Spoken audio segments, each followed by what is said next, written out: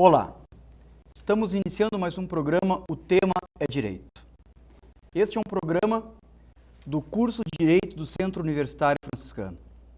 Meu convidado de hoje é o professor Leonardo Sagrilo Santiago, professor das disciplinas de Processo Penal e Criminologia do Centro Universitário Franciscano, mestrando em Direito pela Universidade Federal de Santa Maria, pós-graduado em Ciências Criminais pela Faculdade Anhanguera. Seja bem-vindo, professor. Obrigado, professor Cristiano. Quero falar aqui da minha satisfação, da minha alegria de voltar à Unifra sempre, né? Agora como professor, eu que me formei, que sou aqui desta casa, e para mim sempre será uma convocação quando o senhor decidir participar do programa, e fico muito feliz que a comunidade possa ter acesso a temas do direito penal. Então, fica aqui registrado o meu agradecimento e a minha alegria por hoje participar do programa. Nós aqui agradecemos, professor, é uma honra lhe receber aqui. O senhor é egresso do curso de Direito e para nós esse é um motivo que muito nos gratifica. Podemos conversar um pouquinho sobre um tema que é um tema que está muito em pauta hoje, que é a questão do Tribunal do Júri, né? Um tema que vem sendo alvo de uma série de discussões. Alguns entendem que é hora de dar uma recauchutada, uma modificada na estrutura do júri.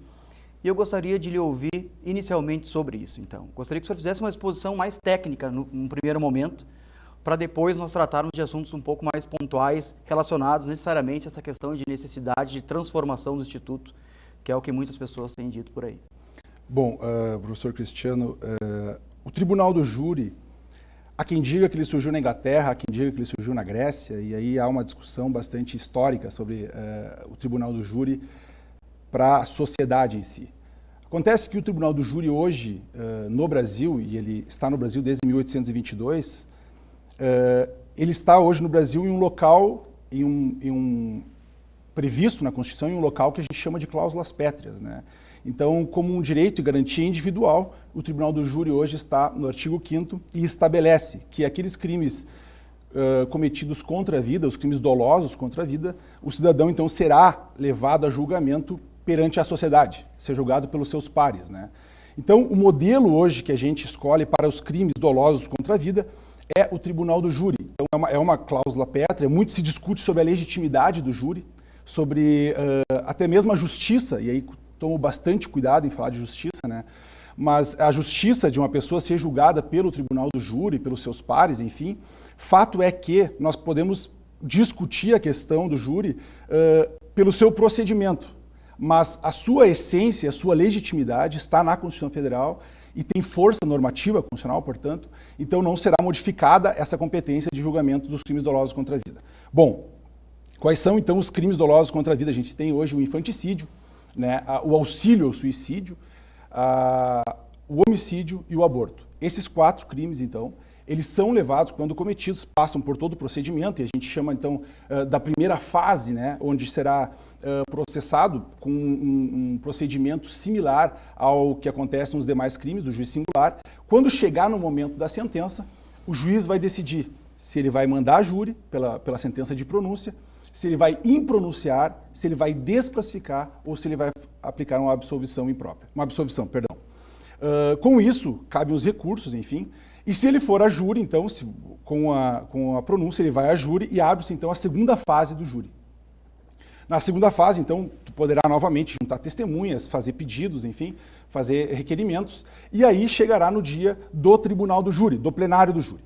Nesse momento, então, as pessoas serão convocadas, os jurados serão convocados, e aí 7 jurados, perante esses jurados, essas pessoas da comunidade, pessoas, enfim, escolhidas já, que já estão, enfim, com seus nomes lá, né, no Tribunal do Júri, elas serão sorteadas no número 7, o advogado e a defesa ou o promotor poderão recusar 3 nomes de forma imotivada, e 7 pessoas, então, formarão as pessoas que irão julgar esse crime doloso contra a vida. Essa é a estrutura hoje que a gente tem, em rápidas palavras, essa é a estrutura que a gente tem hoje do nosso Tribunal do Júri. Excelente. Professor, muito se tem polemizado sobre o artigo 409 do Código de Processo Penal, em uma possível violação ao princípio do contraditório nesse artigo. O que o senhor pensa dele? Bom, iniciado então o processo, ele se dá início com a denúncia do Ministério Público, é aberto prazo para o acusado constituir um advogado e oferecer a sua defesa, será então a sua primeira defesa no processo, isso na primeira fase, é importante que se diga. E aí o 409, com a pequena reforma de 2008, ele traz essa figura do 409 que abre novamente uma possibilidade do Ministério Público se manifestar. Veja que o Ministério Público já ofereceu a denúncia. E o contraditório, que é esse princípio constitucional que tanto se fala, Cristiano, ele se manifesta com a defesa. Apresentada a defesa, tu estará perfectibilizando, portanto, o contraditório. E aí, o 409 abre a possibilidade, em caso que a defesa tenha ali requerido alguma nulidade, juntado algum documento ou arguido alguma nulidade, abre-se prazo para o Ministério Público se manifestar. E aí a gente vê uma semelhança com a réplica do procedimento do processo civil. Só que isso aí, essa situação, essa manifestação do Ministério Público coloca necessariamente a defesa em posição de desvantagem, porque ela estava manifestando o contraditório, porque ela estava reagindo a uma denúncia do Ministério Público. E aí, novamente, vai ser dado voz a ele. Explico que no STF já foi causa de nulidade de processo quando a defesa deixa de ser última a fazer a sustentação oral. Ou seja, a defesa faz a sustentação oral e o Ministério Público faz depois, o STF já anulou esse tipo de julgamento por ferir o princípio do contraditório. Essa questão do impacto de uma possível violação ao contraditório nesse procedimento também se manifesta em outros artigos, né, professor? Nós temos, por exemplo, ali, eu lembro agora, o 212, parágrafo único, que trata especificamente das questões das perguntas complementares. Isso também seria, na sua visão, uma espécie de uma possível violação ao contraditório? Aí, nesse artigo, professor Cristiano, a doutrina, a jurisprudência, ela já está mais adiante, né? O artigo 212, para o nosso telespectador tomar conhecimento, o artigo 212 estabelece que durante a audiência as partes farão perguntas para a pessoa que está prestando seu depoimento e ao juiz cabe fazer perguntas complementares, ou seja, as perguntas que vêm ao final, para complementar a inquirição. Ocorre que na prática, muitos juízes não têm oportunizado o Ministério Público e a defesa de fazerem suas perguntas e após fazer as perguntas complementares. E o juiz ele vai lá e faz suas perguntas que acha pertinente, deixando as complementares para as partes. E aí é preciso a gente entender um pouco que a nossa Constituição ela adota claramente o sistema acusatório, né? O sistema acusatório é aquele sistema onde o juiz ele fica como alguém que está fora daquele embate entre defesa e acusação, porque ele precisa ser imparcial, ele precisa estar fora dessa disputa ali, entre aspas, que está tendo entre acusação e defesa. Quando o juiz deixa de aplicar esse artigo, veja que ele está ferindo, e aí é possível se falar em autonomia do direito, porque ele está deixando de aplicar um dispositivo que foi constitucionalmente aprovado, que passa constantemente por um controle de constitucionalidade, mas o juiz escolhe não aplicar esse artigo. Ele escolhe, não, aqui nessa comarca a gente não aplica o 212, parágrafo único. Ocorre que o juiz, então, ele deixa a sua posição de espectador e passa a ser alguém que vai produzir a prova. Alguém que vai perguntar, alguém que vai tirar suas dúvidas, alguém que vai, antes das partes, produzir a prova. Isso, no meu entendimento, Cristiano, causa uma nulidade absoluta para o processo. Contudo, os tribunais, hoje em dia, têm entendido que esse tipo de situação é causa de nulidade relativa, ou seja, então precisa de todas aquelas peculiaridades de nulidade relativa, tem que provar o prejuízo, fazer a arguição em tempo oportuno, e aí muitos processos estão sendo julgados, mas não pelo 212, parágrafo único. Veja que por mais que seja um artigo que está de acordo com a nossa Constituição, ou mais do que isso, ele manifesta o sistema que a nossa Constituição adotou, ele passa a não ser aplicado porque o juiz escolheu não aplicar esse artigo. Como eu já disse, essa situação, então, ela traz uma nulidade porque ela passa a ser uma situação que deixa o réu em prejuízo, porque a lei estabelece que tem que ser de tal forma e o juiz, por escolha, deixa de aplicar esse dispositivo. Agora, realmente é um problema relacionado à própria integridade do direito quando isso acontece, professor. Nos processos em que o senhor tem contato direto, assim, isso é uma prática muito comum? A violação ao artigo 212, parágrafo único, professor Cristiano, e conto uma experiência que eu já passei, onde o Ministério Público, então, estava substituindo em outra comarca, enfim, e aí não se fez presente em nenhuma das audiências do processo. E aí o juiz faz as perguntas, e eu contabilizei, e deu 70% das perguntas feitas pelo juiz. Pergunto ao senhor se 70% de perguntas feitas pelo magistrado a gente pode chamar de complementares. Então, essa situação, ao meu ver, ela fere o artigo 212, ela fere a própria Constituição e fere, como o senhor disse, a integridade e a própria autonomia do direito. Mas tem sido, então, uma prática nossa, quando está perante essa situação de não aplicação do 212, parágrafo único, fazer a arguição, fazer enfim, fazer o pedido de nulidade, conforme termina o artigo 571, inciso 8º, que precisa ser na audiência, então, demonstrar o prejuízo e depois discutir essa questão em fase recursal, enfim, como achar pertinente ao caso. Agora, essa seria uma questão que remonta até o ser ou não ser positivista nesse caso, porque qual é a justificativa para deixar de aplicar o texto legal aqui, como ele está previsto?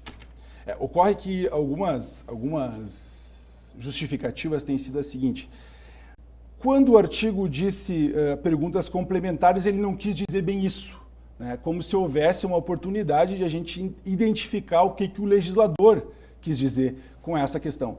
Mas então tem sido, inclusive tem parte da doutrina que defende a não aplicação do 212, parágrafo único, por entender que ele não quis dizer isso que ele disse, né? Então é uma questão até mesmo de compreensão da norma, né? E até de entender a importância da norma num processo tão formal quanto é o procedimento criminal.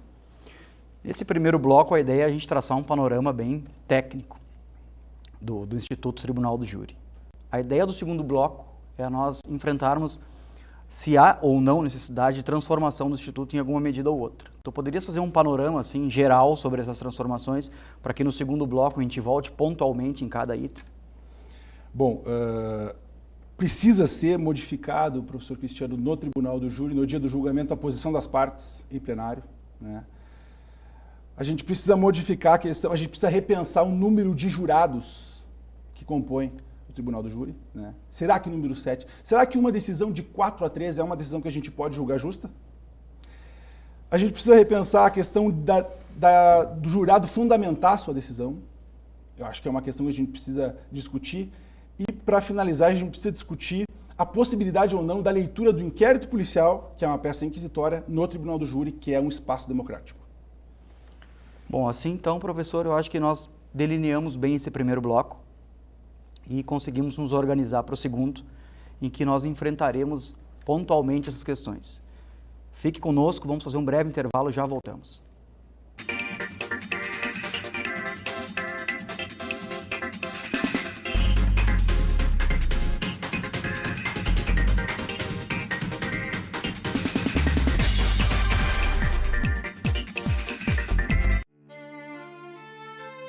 Incentivar a arte transforma, inspira.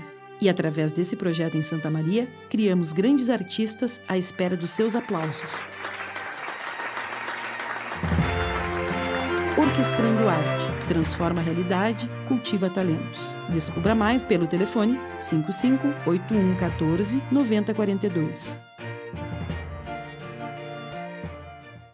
Pedrinho é uma criança especial, que enfrenta dificuldades diariamente. Para passar por tudo isso, conta com seus fiéis amiguinhos e escudeiros, que o ajudam a vencer cada obstáculo. Sem eles, Pedrinho nunca conseguiria enfrentar o temível dragão, que impede que todos levem uma vida feliz no castelo. Para quem enfrenta um dragão por dia, uma mão amiga sempre é bem-vinda. Por isso, Pedrinho precisa da sua ajuda também. Contribua com a Escola Antônio Francisco Lisboa e transforme a vida de vários Pedrinhos.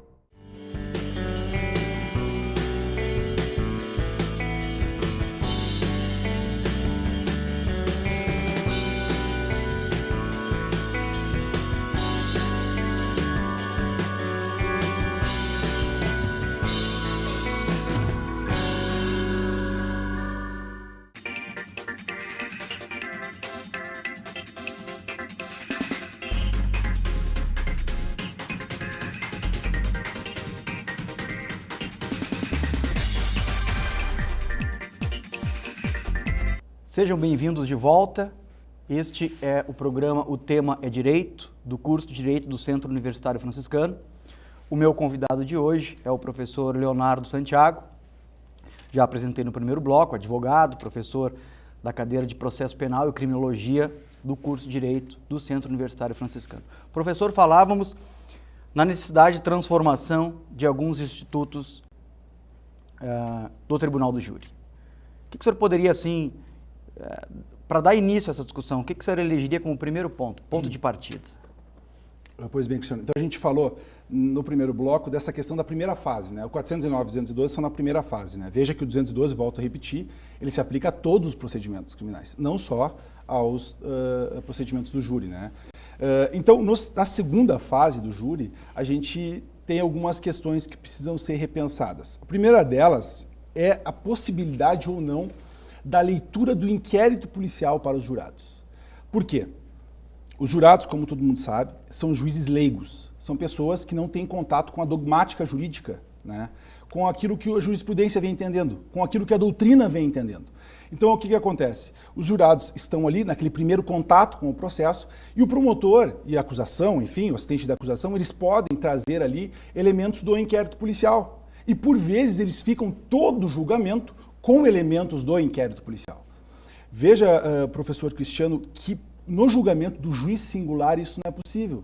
O juiz não pode fundamentar sua decisão exclusivamente em elementos meramente informativos, como é o caso do inquérito policial.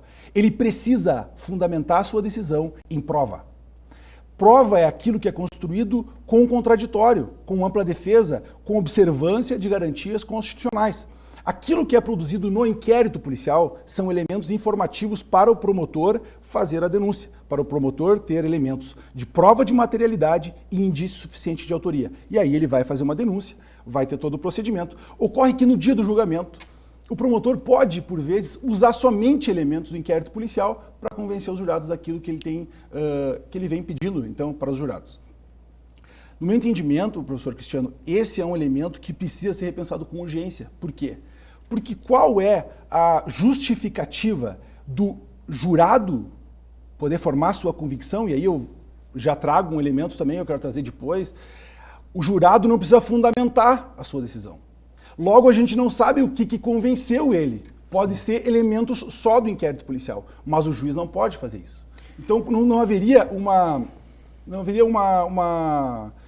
Por que para o juiz existe essa situação e para o jurado não? Eu não consigo ver uma certa sabedoria na aplicação dessa situação, então. Eu vejo essa como uma das questões mais pontuais da nossa conversa hoje. E nós podemos finalizar com ela.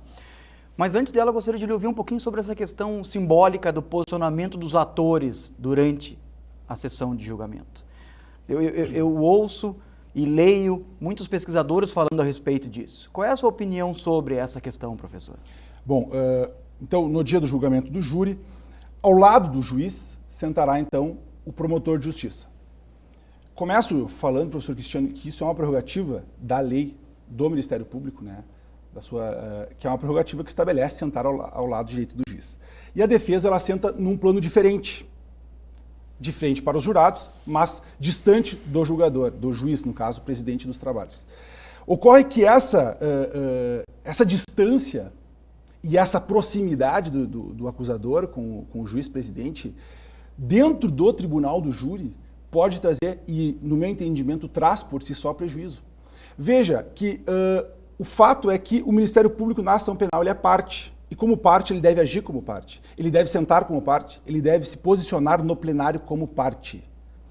Mas se uma lei estabelece que ele deve sentar ao lado do juiz, que ele deve sentar ao lado direito do magistrado, a gente precisa estabelecer um contraditório. A gente precisa que a outra parte também sente ao lado esquerdo, então, do juiz. Porque assim a gente estabelece para o jurado, e volto a bater nesse nosso último ponto, que será a fundamentação.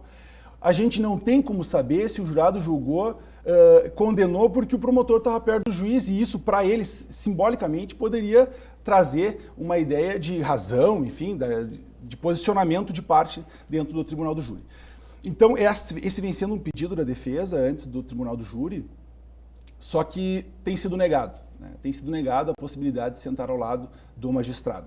E isso não tem como estabelecer em qual julgamento e em qual teve e em qual não teve prejuízo, porque é uma questão que está no íntimo do jurado, né? Então, é uma situação que merece destaque, é uma situação que merece ser novamente rediscutida.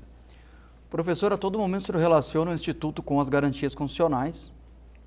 Nós da área costumamos a fazer isso sempre, independente daquilo que estamos enfrentando, né? Pois aí não haveria um contrassenso entre júri na questão da imposição e como garantia? O senhor consegue pensar o Instituto sobre essa perspectiva também? Essa é outra questão, professor Cristiano, que precisa ser debatida. O que seria o júri, né? A gente vê a posição dele dentro da Constituição em garantia individual. Então, é uma garantia da pessoa ser julgada pelos seus pares, ser julgada pela sociedade. Bom, mas então ela pode negar essa garantia? Ela pode chegar ao ponto de dizer, bom, eu não quero que a sociedade julgue o meu processo, eu quero que o juiz julgue o meu processo. Bom, mas se é um direito ou é uma imposição do Estado que ela será julgada pelo tribunal do júri? Então essa é outra questão que precisa ser trabalhada. E se o jurado não quer ser julgado pelo júri? E se o jurado, se o réu não quer ser julgado pelos jurados, ele quer ser julgado pelo juiz? Essa é uma questão que precisa ser trabalhada dentro da academia, veja, porque a partir da academia, compreendendo o que seria a garantia, a gente estabelecer se ele pode ou não pode ter essa opção durante o julgamento, ou enfim, no momento de ser levado ao tribunal do júri. Assim como o número de jurados, professor. Aquele 4-3 condenatório representa basicamente 57% de uma condenação. Não seria assim, né?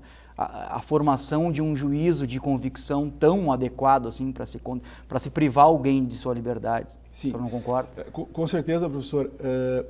Veja que a gente não admite que um juiz condene alguém com 57% de certeza.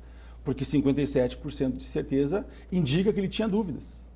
E o nosso ordenamento jurídico, uma leitura da nossa Constituição, a gente percebe que, na dúvida, a dúvida, ela precisa favorecer o réu.